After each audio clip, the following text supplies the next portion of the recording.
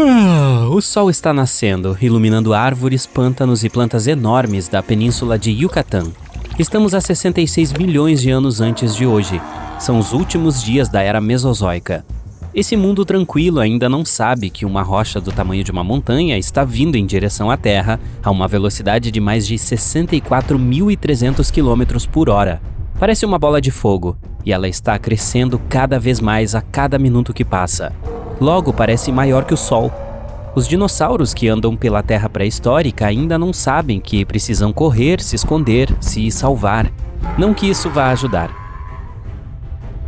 O asteroide se choca com o planeta. A força da colisão é tão forte que o visitante espacial não para até atingir a crosta terrestre em uma profundidade de vários quilômetros. O impacto deixa uma cratera com mais de 161 quilômetros de diâmetro. Milhares de quilômetros cúbicos de rocha sólida se transformam instantaneamente em vapor.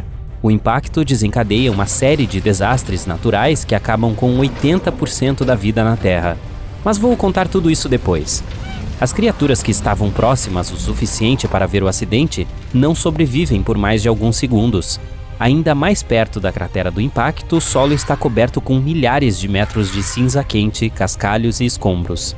Vários segundos depois, tudo em muitos quilômetros ao redor pega fogo. Grama, árvores, arbustos. O que não queimou nos minutos após a colisão enfrenta um problema diferente, ainda mais terrível. Acontece que o asteroide que dizimou os dinossauros da face da Terra também produziu um monstruoso tsunami, o maior de todos os tempos. Um estudo recente afirma que ele era milhares de vezes maior do que qualquer onda que as pessoas já viram. Acredita-se que o asteroide Chicxulub, como o conhecemos agora, tenha vindo das profundezas do Sistema Solar. Esse corpo espacial tinha pelo menos 9,6 quilômetros de diâmetro. Ele caiu nas águas rasas do mar perto da península de Yucatán. O impacto foi tão forte que deixou sua marca na superfície do planeta. Em 2021, os pesquisadores descobriram que a colisão havia esculpido mega ondulações na crosta terrestre na região onde hoje fica a Louisiana Central. Um estudo ainda mais recente sugere que o asteroide também provocou um tsunami tão devastador que erodiu os sedimentos do fundo do mar a meio mundo de distância. A equipe de cientistas até remodelou os acontecimentos dos primeiros 10 minutos após o impacto, e o modelo mostrou que o asteroide produziu ondas até 30 mil vezes maiores do que um dos maiores tsunamis já registrados. Estou falando do tsunami do Oceano Índico que atingiu a Indonésia em 2004. A colisão deslocou tanta água que formou uma onda de quase 1,6 km de altura. E claro, todo aquele lugar vazio não ficou assim por muito tempo. O oceano voltou a encher a cratera. Mas no processo apenas ricocheteou na borda da cratera, o que produziu ainda mais ondas. Depois disso, ondas de tsunami com mais de 10 metros de altura viajaram ao redor do mundo a uma velocidade de 1 metro por segundo, atingindo todas as linhas costeiras pelo caminho. Não é de admirar que as maiores e mais rápidas ondas em movimento ocorreram perto da área de impacto nas águas abertas do Golfo do México. Elas alcançaram mais de 100 metros de altura e se moveram a uma velocidade 10 vezes maior do que as ondas mais distantes do tsunami. Se falarmos dos maiores tsunamis da história da humanidade, vale a pena mencionar a erupção vulcânica de Krakatoa, em 1883. Ela produziu o som mais alto já ouvido na superfície do planeta. Também formou uma onda de tsunami tão alta quanto a Estátua da Liberdade. Outro desastre natural devastador foi o tsunami Boxing Day, que aconteceu na Indonésia em 2004. Ele foi causado por um terremoto submarino que começou pela manhã. Seus tremores geraram uma série de ondas de tsunami, e a maior atingiu a altura do Arco do Triunfo de Paris.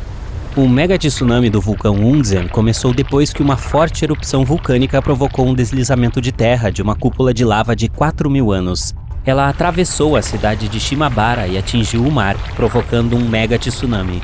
Sua maior onda tinha metade da altura da Space Needle em Seattle. Um dos piores desastres naturais do mundo foi o mega tsunami da barragem de Vajont, que aconteceu na Itália. Um deslizamento de terra arrastou 255 milhões de metros cúbicos de floresta, solo e rocha para dentro do lago. Uma parede escura de água gigante cobriu o céu sobre um pequeno vilarejo no fundo da barragem de Vajont. Depois, com um barulho ensurdecedor, a onda ultrapassou a borda da represa, levando tudo que estava pelo caminho. A altura dessa onda era maior que a da Golden Gate Bridge. Outro mega-tsunami ocorreu quando a parte superior do Monte St. Helens, nos Estados Unidos, desabou durante uma erupção, causando um enorme deslizamento de terra. Uma parte dessa avalanche foi parar no Lago Spirit. Isso agitou as águas do lago e formou uma série de ondas quase tão altas quanto a Torre Eiffel. Um dos piores desastres desse tipo aconteceu na Baía Lituya, no Alasca, em 1958. Um deslizamento de terra causado por um terremoto formou uma onda que foi uma das maiores já registradas. Ela avançou pela costa e arrastou árvores, plantas e solo até o leito de rocha. A onda atingiu mais da metade da altura do Burj Khalifa, que é a construção mais alta do mundo. E, é claro, quando falamos das ondas de tsunami mais altas de todos os tempos, temos que mencionar o mega-tsunami Molokai, que ocorreu no Havaí em 1946. Um terço do vulcão East Molokai cedeu e desabou no Oceano Pacífico. Isso causou um tsunami do tamanho do segundo edifício mais alto do mundo, a Torre de Xangai, com cerca de 610 metros. As ondas eram tão altas e fortes que alcançaram o México e a Califórnia. Mas todos esses desastres não são nada perto do tsunami que atingiu a península de Yucatán há cerca de 66 milhões de anos. Enfim, vamos voltar a outras consequências da colisão. Pouco depois de o asteroide ter se chocado com nosso planeta, os terremotos começaram a sacudir a Terra como nunca antes. A força era equivalente a como se todos os terremotos que aconteceram no planeta nos últimos 2 séculos ocorressem ao mesmo tempo. Um pouco menos de 1 hora após a colisão, uma rajada de vento soprou sobre a área a uma velocidade de 1000 km por hora. Ela aplanou tudo que ainda estava de pé e espalhou destroços por quilômetros ao redor. Um pouco mais distante da zona do impacto direto, os céus começaram a escurecer drasticamente. O que parecia ser estrelas cadentes era na verdade detritos caindo de volta no planeta. Com um brilho vermelho ameaçador, eles reentraram na atmosfera da Terra, emitindo radiação infravermelha.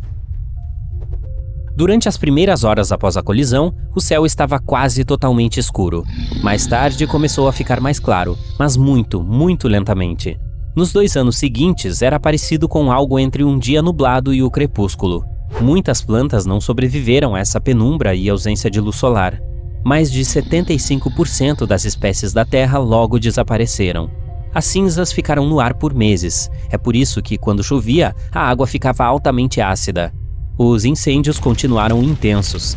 Eles produziram toneladas de toxinas que destruíram a camada de ozônio, pelo menos por algum tempo. Os gases e as partículas lançadas na atmosfera encobriram o Sol. Isso fez com que as temperaturas caíssem mais de 15 graus Celsius. Muitas espécies de plantas e animais que conseguiram sobreviver ao impacto não suportaram essas novas condições hostis. A Terra estava passando por tempos difíceis. Curiosamente, algumas pesquisas afirmam que após a catástrofe, o hemisfério sul conseguiu se recuperar 2 vezes mais rápido que o hemisfério norte.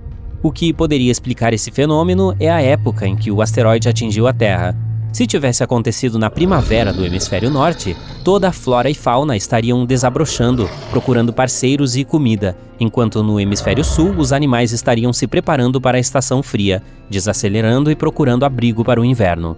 Mas até agora isso é só uma teoria, não existe uma explicação comprovada. Fique ligado aqui no canal para ver as novidades.